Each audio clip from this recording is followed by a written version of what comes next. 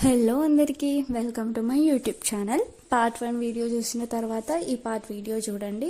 Part 1లో ఏం జరిగిందంటే, శ్రీకృతి వెళ్ళి శారద రుక్మిణి గారులని అడుగుతుంది తమ కొడుకుని పెళ్లి చేసుకోవచ్చా అని. వాళ్ళు ఎలా రియాక్ట్ అయ్యారో, నెక్స్ట్ ఏం జరగబోతుందో తెలుసుకోవడానికి సెకండ్ పార్ట్ చూసేయండి. ఇదంతా విన్న శారద రుక్మిణీలకు ఆనందపడాలో బాధపడాలో అర్థం కాలేదు. ఇద్దరూ ఆలోచనలో పడ్డారు. శ్రీకృతి, మీ తల్లిదండ్రులు ఎవరు? నువ్వెక్కడుంటావు?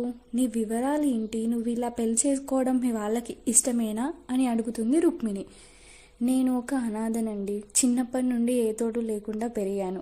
కనీసం తల్లి ప్రేమ ఎలా ఉంటుందో కూడా తెలియకుండా పెరిగాను. పెళ్లి తర్వాత అయినా నా అత్తవారింటి ద్వారా ఆ ప్రేమని పొందాలని అనుకున్నాను. కానీ నాకు అవకాశం కూడా లేకుండా పోయింది.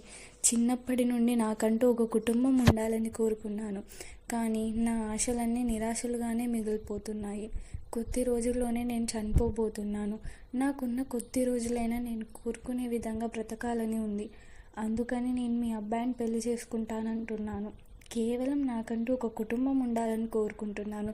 అంతకు మించి ఎలాంటి స్వార్థం లేదు అని అంటుంది శ్రీకృతి. రుక్మిణి ఆలోచనలో పడింది. తన బాధ చూసి ఆ దేవుడే ఈ అమ్మాయిని తన దగ్గరికి పంపించాడేమో అని తన మనసులో అనుకుంది. శ్రీకృతిని గట్టిగా హత్తుకొని, ఇక నుండి నీకు మేమంతా ఉన్నాం.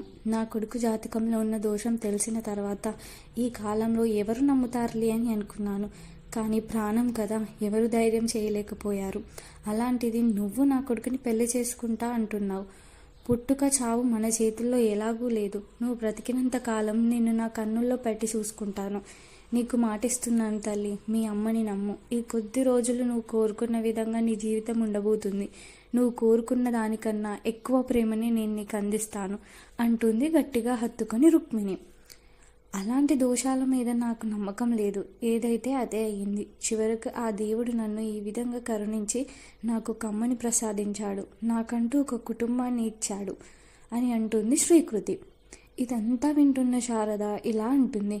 ఏ దేవుడు మనకి ఇలా రాసి పెట్టాడు? మనల్ని వెతుక్కుంటూ మహాలక్ష్మి వచ్చింది.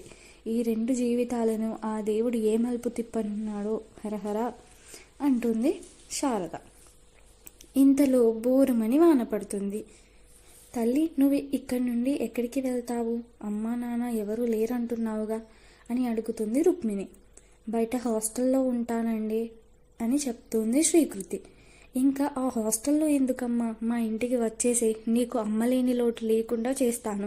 నిన్ను బంగారంలా చూసుకుంటాను అని అంటుంది రుక్మిణి.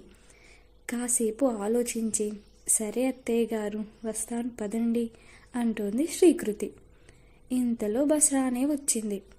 ఇంకా ఏమీ ఆలోచించకుండా పదండి పదండి, తడిసిపోతున్నాం ఇప్పటికే అని అంటుంది శారద. బస్సులో కూర్చున్నాక శ్రీకృతి ఆలోచనలో పడింది. నాకు క్యాన్సర్ రావడం ఏంటి? నేను ఈ పెళ్ళికి ఒప్పుకోవడం ఏంటి? అసలు నేనేం చేస్తున్నానో నాకే అర్థం కావట్లేదు. కానీ ఏ కారణం లేకుండానే నేను ఈ పెళ్ళికి ఎందుకు ఒప్పుకున్నాను?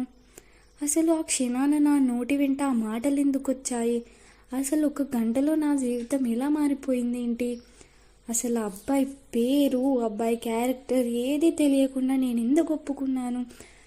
అయ్యో, అంతా గందరగోళంగా ఉంది. వీళ్ళేమో తెగ ఆనందపడిపోతున్నారు. నా నోటి వెంట ఆ మాటలు ఎందుకు వచ్చాయో నాకే తెలీదు. ఏదైతే అదే అయ్యింది. ఎలాగూ ఒంటరిదాన్ని కదా, ఎక్కడుంటే ఏంటి, పెద్ద తేడా ఏముంది అనుకుంది మనసులో శ్రీకృతి. చూద్దాం ఆ దేవుడు నాకు ఈ మనుషులతో ఏం ముడిపెట్టాడో అని మనసులో అనుకుంటుంది. ఇంతలో ఇల్లు రానే వస్తుంది. ఇల్లు చూడడానికి చాలా అందంగా ఉంటుంది. చాలా చెట్లు, మంచి మంచి పూల మొక్కలతో చాలా అద్భుతంగా ఉంటుంది. మంచి నేచర్ వ్యూ ఉన్న ఇల్లు అది. మనసుకి తెలియని ఏదో హాయి కలుగుతుంది శ్రీకృతికి. ఒక్కసారిగా జోరుగా గాలి వీస్తుంది. అప్పుడే ఇంట్లో నుండి శ్రీయాంష్ వస్తాడు. శ్రీయాంష్ ఎవరు కాదండో, రుక్మిణి కొడుకు, అంటే శ్రీకృతికి కాబోయే భర్త. గాలి జోరున రావడం వలన శ్రీయాంష్ కంట్లో ఏదో పడుతుంది. అది చూసిన శారద రుక్మిణీలు పరిగెత్తుకుంటూ వెళ్ళి శ్రీయాంష్కి ఏమైందా అని చూస్తారు. శ్రీయాంష్ ఒక్కడే కొడుకు కావడం వలన చాలా గారాబం. అమ్మా, నాకేం కాలేదమ్మా, ఎందుకింత కంగారు పడుతున్నావు? నానమ్మ, నువ్వు కూడానా అని అంటాడు శ్రీయాంష్. నీకేం తెలీదు, నువ్వు ఊరుకోరా, అక్కడిని ఇలా చూపించు అంటుంది శారద.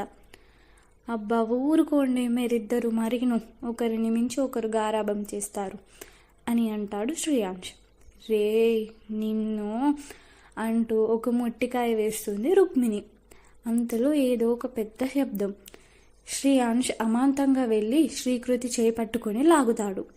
ఆ శబ్దానికి భయపడిన శ్రీకృతి ఒక్కసారిగా శ్రేయాంష్ను హత్తుకుంటుంది. శ్రీకృతి అలా హఠాత్తుగా హత్తుకునేసరికి శ్రేయాంష్కి నోట మాట రాదు. ఇదంతా చూసిన శారది రుక్మిణీలు తమలో తాము నవ్వుకుంటారు. ఇంకా ఉంది. నెక్స్ట్ పార్ట్ కోసం నా ఛానల్ని సబ్స్క్రైబ్ చేయండి.